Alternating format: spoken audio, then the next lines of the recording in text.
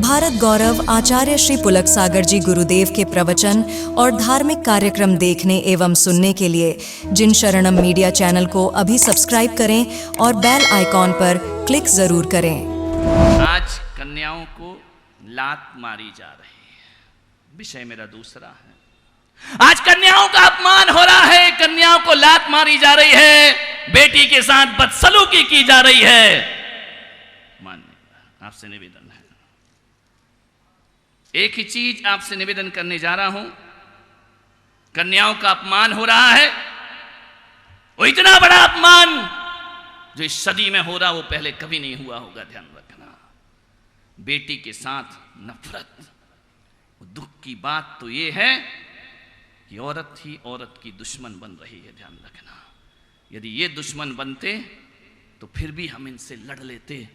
जब नारी ही नारी की दुश्मन बनती है ना, जब उसकी कोख में कोई बेटी आ जाती है, वह उसका अवार्सन कराया करती है। आज तुम्हारे घर में बेटा हो जाए तो मिठाई बंटती है, मुंह मीठा किया जाता है।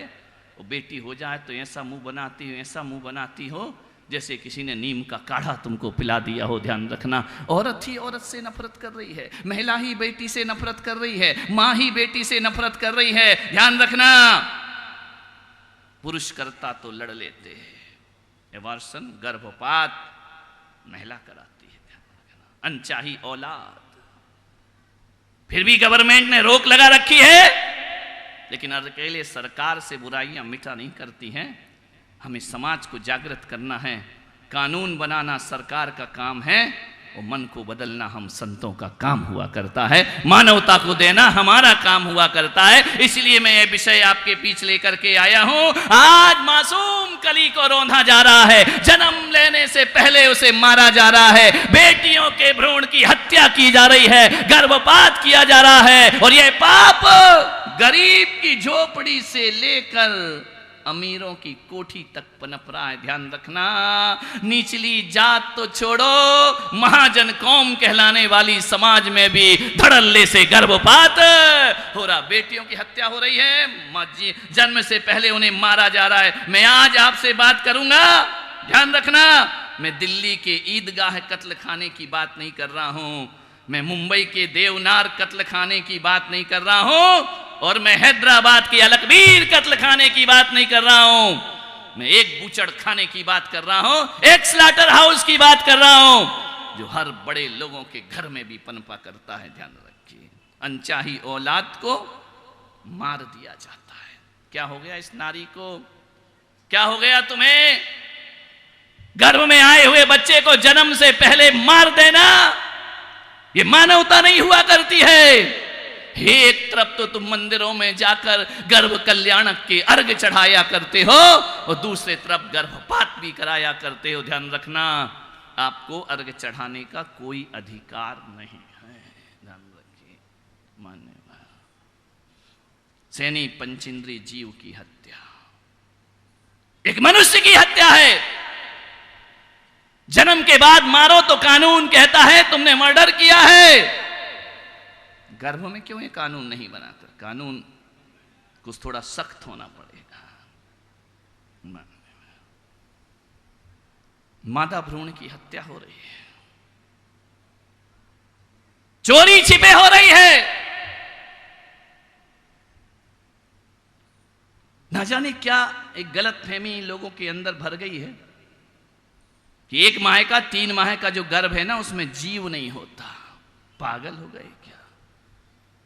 हमारे शास्त्र कहते हैं, हमारा विज्ञान कहता है, हमारा साइंस कहता है कि गर्भाधान के 7 दिन बाद उस रजवीर में जीव का अवतरण हो जाया करता है। 7 दिन बाद सोचिए, और आप कहते हो 3 महीने के बच्चे में प्राण नहीं हुआ करते। ऐसी पत्थर जिंदगी मत बनाओ अपनी मेरे भाई। सोचना है, गर्भपात 1, पाप 4। जिस भी नारी ने गर्भपात कराया होगा, 4 पाप का बंद किया उसने। ध्यान रखिए, एक गर्भपात से 4 पाप लगा करते हैं। पहला पाप, तुमने एक अतिथि की हत्या की है। तो तुम्हारे गर्भ में आया था, मेहमान था, अतिथि था, और भारत की संस्कृति कहती है अतिथि देवो भव, ध्यान रखना। जो देवता होता है उसे जन्म लेने से पहले तुमने मार डाला है, ध्यान रखिए। दूसरा पाप, एक शरणागत की हत्या की है। हमारी संस्कृति कहती है कि शरण में कोई आ जाए तो हम उसे मारा नहीं करते हैं, अपना बना लेते। श्री राम की शरण में जब विभीषण पहुंचता है, राम बैठे हैं समुद्र के किनारे, विभीषण पहुंचते हैं। लक्ष्मण ने कहा कि भैया शत्रु का भाई आ रहा है, जरा संभल के मिलना। राम ने कहा आने दो। जैसे विभीषण पहुंचे, वो जाकर के श्री राम के चरणों में अपना शीश झुकाया, वंदन किया, प्रणाम किया, आशीर्वाद लिया। राम उठे अपने आसन से और विभीषण को गले से लगा लिया, ध्यान रखना। लक्ष्मण ने हाथ दबाया, भैया ये दुश्मन का भाई, इसे गले मत लगाओ। राम ने कहा कि नहीं लक्ष्मण, यदि कोई दुश्मन का भाई तो छोड़ो, दुश्मन भी मेरी शरण में आ जाए तो मैं उसे अपना मित्र बना लिया करता हूं, दोस्त बना लिया करता हूं, उन्हें अपने हृदय से लगा लिया करता हूं, उन्हें अपना जीवन का साथी बना लिया करता हूं। शरणागत की हत्या की है तुमने, वो बच्चा तुम्हारी शरण में आया था, तुमने उसे मार डाला। ध्यान, दीनहीन अनाथ की हत्या की है, तीसरा पाप। इतनी ताकत थी तो जन्म लेने के बाद मारते, ध्यान रखिए, लेकिन तुम में नहीं। एक दीनहीन अनाथ जो कुछ नहीं कर सकता है, उसे गर्भ में ही मार दिया। वो सबसे बड़ा पाप, तुमने दूसरों की नहीं, अपने ही खून के हत्यारे बन गए हो तुम। वह तुम्हारा ही खून है, तुम्हारे ही शरीर का अंग है, उसकी हत्या तुमने कर दी। इसलिए मैंने कहा गर्भपात 1 और 5 पाप 4, ध्यान रखिए। निवेदन है, एक सुनियोजित ढंग से हत्या है। गर्भपात एक व्यवसाय बन रहा है डॉक्टरों के लिए। मान्यवर, एक बच्चे की जब हत्या होती है ना, गर्भ में जब उसे मारा जाता है, 3 लोग गुनाहगार होते हैं। एक वो डॉक्टर जिसने लोगों को जीवन देने की शपथ उठाई थी। डॉक्टर, तुम जीवन देते हो, तुम्हें जीवन लेने का कोई अधिकार नहीं हुआ करता है, ध्यान रखिए। कैसे तुमने किसी का गर्भपात कर दिया, एबॉर्शन कर दिया। पहला हत्यारा वो डॉक्टर, दूसरा हत्यारा वो पति जो गर्भपात के लिए पत्नी का सहयोग करता है, और तीसरा हत्यारी वो मां जिसने अपने ही खून की हत्या कर दी, अपने ही गर्भ में अपने ही बच्चे को मार डाला। 3 हत्यारे हैं, तीनों के हाथ खून से रंगे हुए हैं। ध्यान रखना, मैं पुलक सागर कहता हूं, ऐसे दाग हैं, ऐसे दाग हैं, खून के दाग वो दाग होते हैं जो मेहंदी के रंग से भी नहीं छिपा करते हैं। ध्यान रखिए, ये 3 लोगों ने मिलकर एक बच्चे की हत्या कर दी। ध्यान रखिए, शपथ लेते ना डॉक्टर जीवन दान देने का, मार कैसे दिया तुमने? तुमको मारने के लिए डिग्रियां नहीं मिली थी, किसी का जीवन छीनने के लिए आपको डॉक्टर नहीं बनाया गया था। एक बात याद रखना, जीवन दान जो डॉक्टर जीवन देता है ना, वो डॉक्टर नहीं, भगवान हुआ करता है पेशेंट के लिए। ध्यान रखना, भगवान होता है वह बीमार के लिए जीवन दान देता है। डॉक्टर वो होता है जो जीवन दान देता है, जो जिंदगी देता है लोगों को, जो व्यवसाय नहीं बनाता है, अपने धर्म मानता है। जीवन देना उसका धर्म हुआ करता है, वह उसे व्यापार नहीं समझा करता है। ध्यान रखना, वो जो डॉक्टर व्यापार समझता है वह मानवता का हत्यारा हुआ करता है। ध्यान रखिए, जो गर्भपात कराते हैं वो मानवता के हत्यारे डॉक्टर हुआ करते हैं। ध्यान रखिए, सांसें 2 लोगों को टूटती हुई सांसों को लौटाइए। मान्यवर, एक निवेदन है आपसे, ये पाप की कमाई से डॉक्टर तुम सुखी नहीं रहोगे। सफेद कपड़े पहनने के बाद, सफेद चोला पहनने के बाद यदि तुम किसी की हत्या कर रहे हो तो एक बात याद रखना, ये धब्बे चंद रुपयों से नहीं निकलेंगे। ध्यान रखना, अरे शरीर, ये जो कपड़े के धब्बे हैं वो तो किसी धोबी घाट में धुल जाते हैं, लेकिन किसी की हत्या के दाग तुम्हारी शरीर पर नहीं, तुम्हारी आत्मा पर पड़ा करते हैं, जो जन्म जन्म तुम्हारे जीवन को बर्बाद किया करते हैं। ध्यान रखिए, एक मानवता मार दी, एक सुख चैन मार दिया चंद रुपयों के लिए, चंद पैसों के लिए। अरे छोड़ दो ये हत्या का धंधा, बेटियों को मत मारिए, मैं तो निवेदन करता हूं, हमारी समाज में कुछ नियम है कि किसी के घर में मौत हो जाए तो 13 दिन तक वो मंदिर नहीं आ सकता है, पूजा नहीं कर सकता, पाठ नहीं कर सकता, मुनियों को आहार नहीं दे सकता है। ये हमारे समाज के बंधन है, नियम है, अच्छे हैं, मैं इसका विरोध नहीं करता हूं। किसी के यहाँ मौत हो जाए तो वह मंदिर नहीं आ सकता है, किसी के यहाँ जन्म हो जाए तो 10 दिन तक मंदिर पूजा पाठ नहीं कर सकता है। मैं कहता हूं कि किसी के यहाँ यदि मौत होती है तो 13 दिन का पातक लगता है। और मैं पुलक सागर कहता हूं ऐसा नियम बनाओ कि जो महिला जानबूझकर गर्भपात कराएगी उसे आजीवन पातक लगना चाहिए, उसे मुनियों को आहार देने का अधिकार नहीं होना चाहिए, उसे इंद्राणी बनने का अधिकार नहीं होना चाहिए, उसे भगवान के पूजन भक्ति का अधिकार नहीं। हत्यारों से पूजा कराओगे क्या जो अपने ही खून की हत्या कर दे? ऐसे लोगों पर प्रतिबंध लगना चाहिए। अरे नहीं चाहिए औलाद तो संयम से रहो भाई।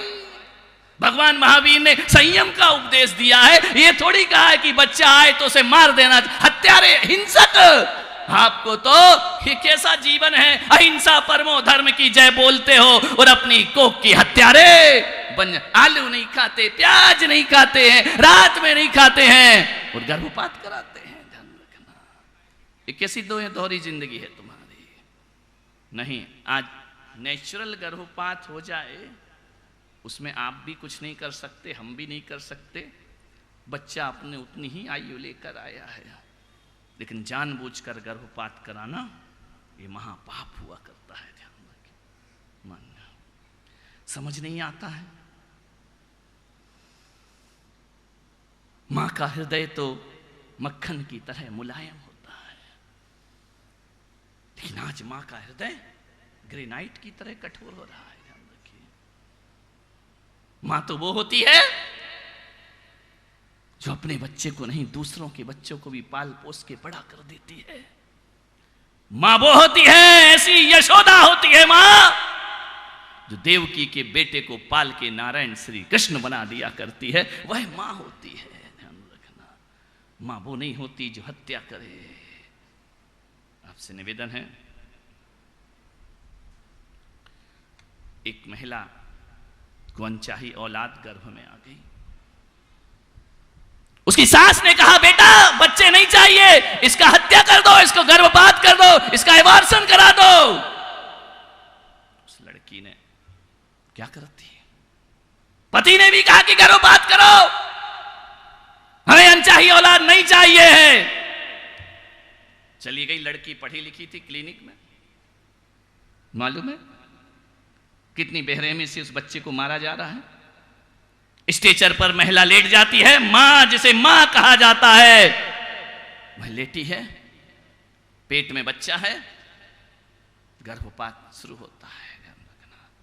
कैंची जाती है, छुरी जाती है उसके अंदर, उसके गर्भ के अंदर प्रवेश होता है, बच्चा पीछे खींचता है, कैंची आगे बढ़ती है, छुरी आगे बढ़ती है, बच्चा चीखता है, चिल्लाता है, उसकी आवाज कोई नहीं सुना करता है। बच्चा कह रहा, मां मुझे जन्म लेने दे, मुझे मत मार मेरी मां। लेकिन मां भी ऐसी पत्थर दिल मां हो गई है, डॉक्टर कैंची से उस बच्चे के एक एक अंग को काटा करता है। बच्चा उलट रहा है, पलट रहा है, वह किससे गुहार लगाए? वह तो किसी न्याय भी नहीं मांग सकता है न्यायालय में जाकर। उस छोटे से गर्भ में उल्टा सीधा बच्चा हो रहा है, तड़प रहा है, सिसक रहा है। कैसी पत्थर दिल मां है जो बच्चे की धड़कनों को नहीं पहचाना करती है। कैसी पत्थर दिल वह मां है, अरे उसे तो मां कहने में भी शर्म लगा करती है। कैंची जाती है, टुकड़े टुकड़े होते हैं, मुलायम से हाथ जो सोचता था वह बच्चा कि जन्म के बाद मां इन हाथों को चूमेगी, अपने गालों में लगाएगी, लेकिन ऐसी हत्यारिन मां उसने कैंची से उसके हाथों के टुकड़े करवा दिए। ध्यान रखना,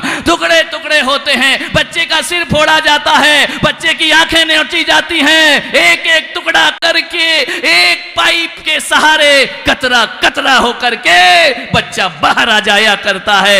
ये अहिंसा तुम्हारी, ये धर्म तुम्हारा, ये करुणा तुम्हारी, ये मानवता तुम्हारी। एक छोटे से बच्चे को 3 लोगों ने मिलकर हत्या कर दी। मान्यवर, आपसे निवेदन है, तुमसे अच्छी तो वो नागिन होती है जो जन्म देने के बाद बच्चों को खाती है। तुम तो गर्भ में ही बच्चे खा गई। ध्यान रखना, आपसे निवेदन है, सोचना है आपको। मां का हृदय, मां की ममता। एक हिरनी जंगल में है, शेर ने पकड़ लिया हिरनी को। हिरनी कहती है, तुम मुझे अपना भोजन बना लो, तुम मुझे खा लो, लेकिन मुझे एक बार छोड़ दो। शेर ने कहा कि छोड़ दो, भूखा हूं मैं। बोले जितने भूखे तुम हो ना, उतने भूखे मेरे बच्चे भी हैं। एक मोहलत दे दो मुझे, मैं तुम्हें वचन देती हूं कि बच्चे को दूध पिलाकर आऊंगी, फिर तुम मेरे जीवन का अंत कर देना। मान्यवर, इंसान का दिल पिघले ना पिघले, शेरनी का दिल पिघलता है कि तेरे बच्चे भूखे हैं। शेरनी कहती है, मैं भूखी रह जाऊंगी, जा अपने बच्चे को दूध पिला। जा करके ध्यान रखिए, एक जानवरों में ममता होती है, जानवरों में करुणा होती है। एक गाय अपने ही बछड़े को नहीं, दूसरे के बछड़े को भी दूध पिला दिया करती है। मान्यवर, सोचना है आपको, इंसान को क्या हो गया है। एक बात याद रखना,